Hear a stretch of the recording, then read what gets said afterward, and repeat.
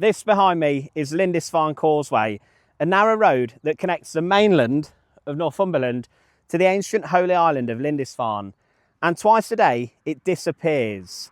That road goes. At high tide, the North Sea rolls in across these tidal flats and completely cuts off the island from the rest of the world. And if you get your timing wrong, there's little wooden boxes that might actually just save your life. Every year, people underestimate how fast the tide comes in here. They check the crossing times, or maybe they don't. They think they've got a few minutes to spare, they start the drive, and then suddenly the water's rising, the wheels are sinking, and it's too late to turn back. More than once, people have had to abandon their vehicles and scramble to a refuge box on that road. They're a last resort. They're just a few feet wide. Many of them are perched on stilts above the water. We'll go and have a look in one in a minute. And they're completely isolated once the tide's in. There's not much in them. There might be a bench. Sometimes on the actual road, there's blankets that people have put in there. And maybe a solid wooden floor above the waves. That's it. There's no heating, no toilet, and certainly, well, there might not even be any phone signal. If you're stuck here, you'll be waiting hours for the tide to then go back out. But there is one key thing about those sheds. It's dry, it's safe. And if you've misjudged the tide, well, you wouldn't be the first one to do it. It's a whole lot better than trying to swim for it.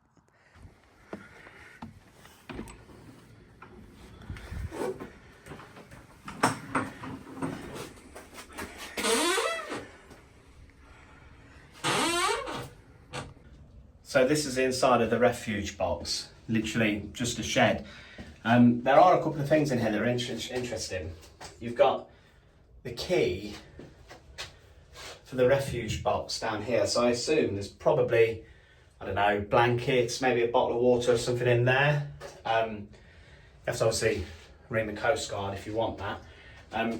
There's also a telephone as well for help, but it's really small in here. You know, you could probably lie down across, but on a nice evening it's quite warm. And I'll say one thing, if you are stranded because of the tide, it is sanctuary, it's safety, which is the most important thing.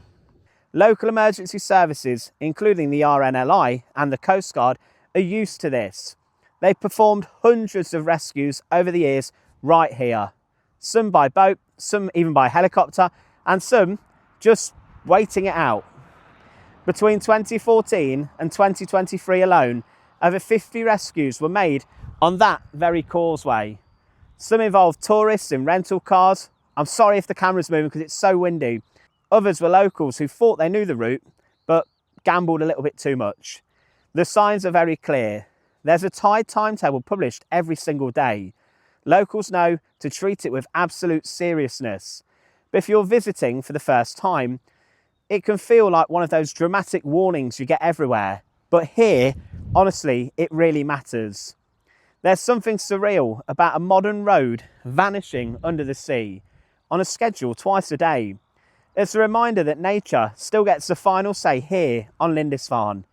So if you are planning a trip to Holy Island, enjoy the ruins, soak in the history of the place that's been a religious sanctuary for over 1,000 years, but most importantly, check the tide times, or you might end up in a wooden box on that road with a very long wait in the cold.